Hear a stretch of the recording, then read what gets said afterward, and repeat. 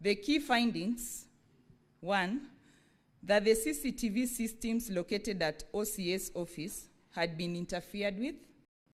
Number 2, that the post-mortem conducted on 10th June 2025 revealed the cause of death as head injury due to blunt force trauma, neck compression, and multiple subcutaneous bruises all over the body. This, Honorable Speaker, the autopsy report and our preliminary investigation rule out the theory of suicide.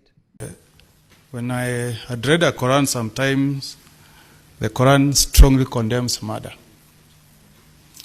And the Bible says, Murkomen, you are a Christian, it says, thou shalt not kill.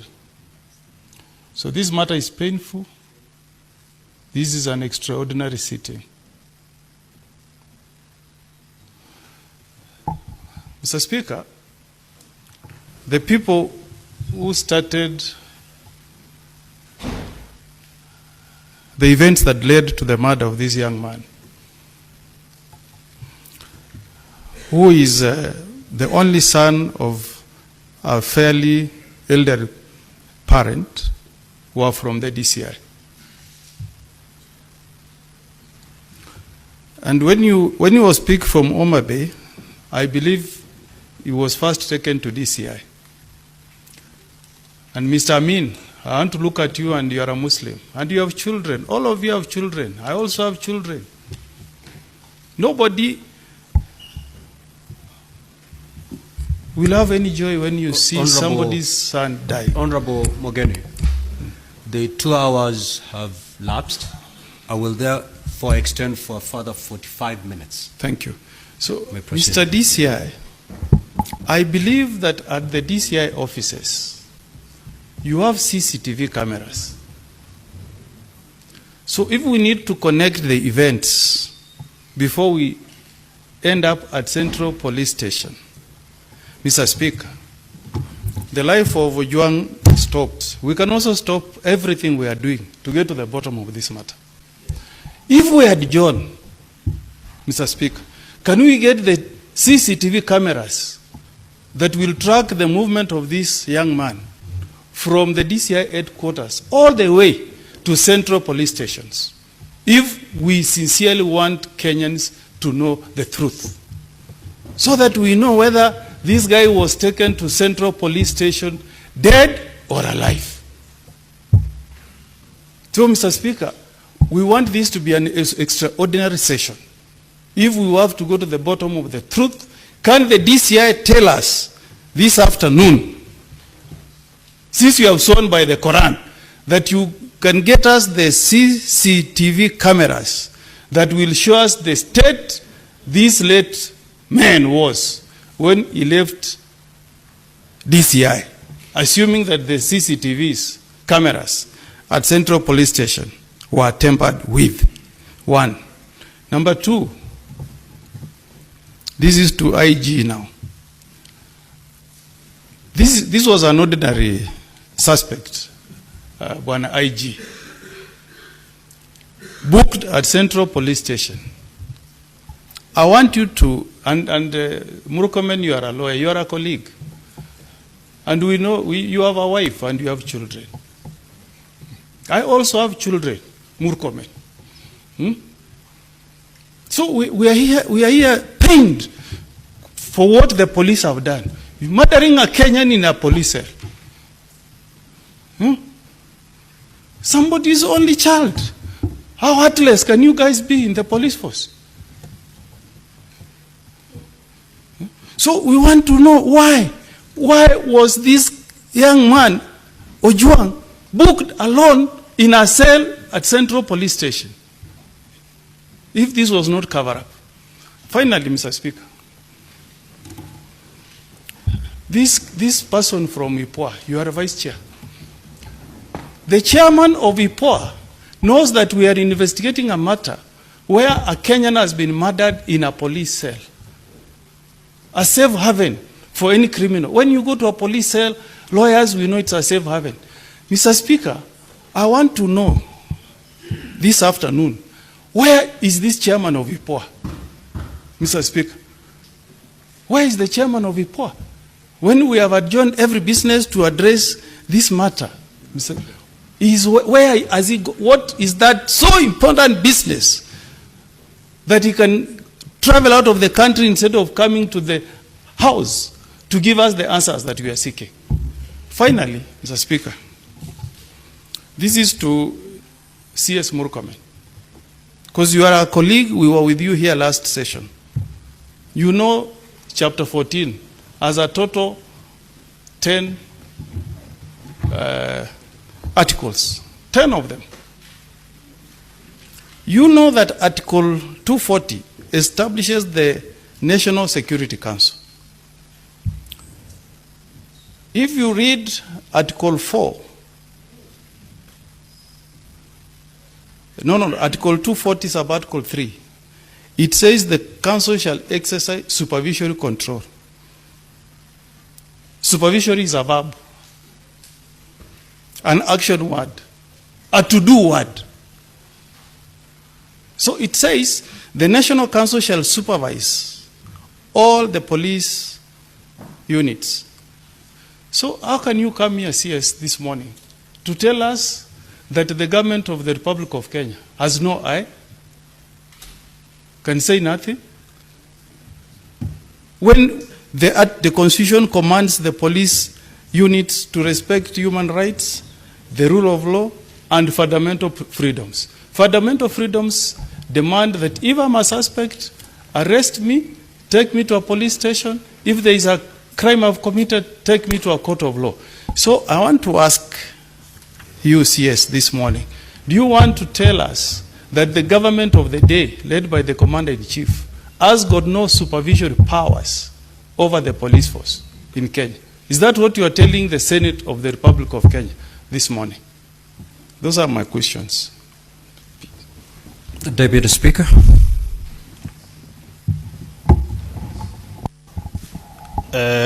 My first one is to CS Murkomen. Mr. Speaker, patriots in this country fought against detention without trial, and CS Murkomen, I assure you, they are going to fight against extrajudicial killings, especially within police custody.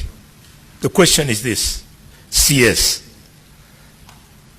The Deputy Inspector of Police, Mr. Eliud Lagat, went against the provisions of Chapter 6 of the Constitution, went against the provisions of the National Police Act, specifically Section 17, and in general, the Leadership and Integrity Act. You, as a member of the National Security Council, where you sit together with the IG, both of you are present here.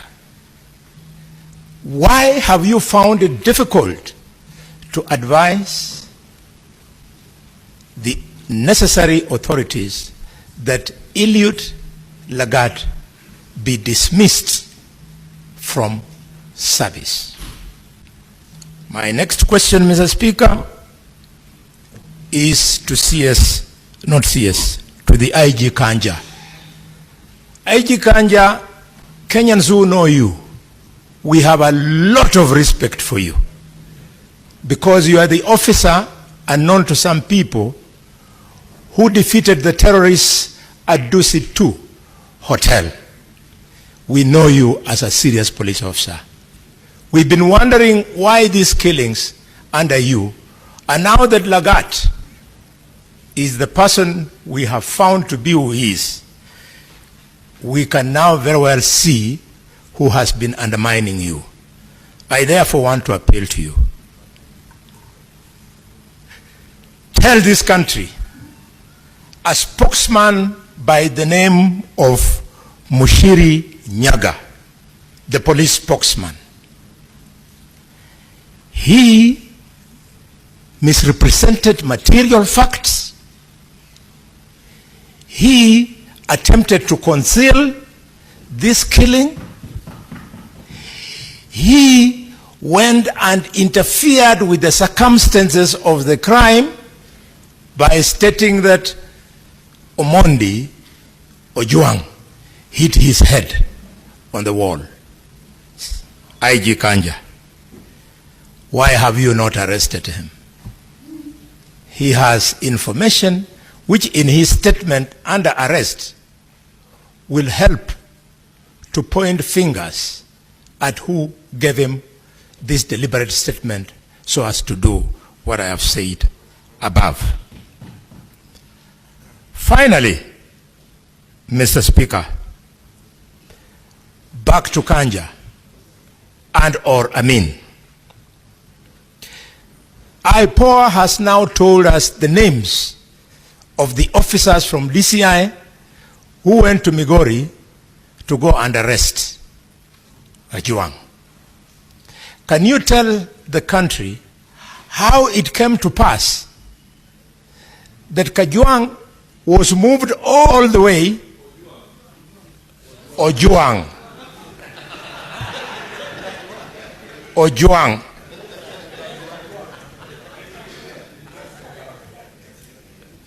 that Ojwang was moved all the way, hundreds of kilometers, contrary to the provisions of normal procedure that would have required that he be taken to the nearest police station in the jurisdiction where he committed, quote unquote, the said crime, and that if he needed to be moved, a magistrate needed to give permission for him to be moved all the way to Nairobi. Could you, IG, tell us why you have found it difficult to arrest these officers? And their names are a little bit disturbing. You tell us why you have not arrested them? Because they're the only ones who were with this young man from the last time the parents saw him well and alive up to the time they came to Nairobi for the country to be told that the young man was dead. Finally, Mr. Speaker, I want to appeal to CS Murkomen. CS Murkomen, the National Security Council, where you sit, is charged with promoting and guaranteeing security of the country. And you have the audacity to come and face the Parliament of Kenya and tell Kenyans that you don't see, you don't know. CS Murkomen, please, for the respect of this young man, you are yet to grow a child up to the age of 31. Can you immediately resign? You are not fit to be in that docket. Please, I beg you, it is not personal. And if you think I'm joking, you are a well-read man. You know that in 2011, in Tunisia, a street hawker by the name of Mohamed Baouzi was killed. And people came into the streets and the government of President Ben Ali was overthrown. You truly don't know what you're playing with. Please resign. You cannot be an inspiration to be in cabinet. It seems that police stations have become the new crime scene. And I, as I proceed, want to call for the IG and his deputy, who have had far too many extrajudicial killings under their belt in just 1 year, fired with immediate effect. Mr. Speaker, because there are too many rights that have been violated through the death and the killing of Albert, 26, 28, and 29, and other articles of the Constitution. Why was Albert Ojwang arrested without a warrant or a clear explanation of the charges contrary to Article 49? Why was he transferred over 350 kilometers from Homa Bay to Nairobi instead of being processed locally? On what basis was he even detained in Nairobi? Why was his safety not guaranteed while in police custody as mandated by Section 59 of the National Police Service Act? And if the allegations of corruption that he made were worth killing him, then why isn't this precisely what we're investigating? Because only a hit dog hollers. DCI should not be seen anywhere near this investigation, Speaker. A judgment by Justice Mugambi on the 9th of May 2025 clarified that only IPOA has the mandate to investigate deaths and injuries caused by police officers who are on duty or occur in custody. Not DCI, not any other department of the police. Also, the Security Services Laws Amendment was introduced in Parliament to expand IPOA's oversight powers and give it more teeth, not just recommendations, but actually allow them to make arrests. But the National Assembly has blocked this bill. We know that. They say that it doesn't concern counties, thereby stalling its legislative process in this Senate, and therefore obstructing real justice. We have to fight as a Senate to bring that bill. Dead people don't tell tales, Speaker, but the collective voice of Kenyans demands that this tale be told and justice be served immediately. I thank you. Senator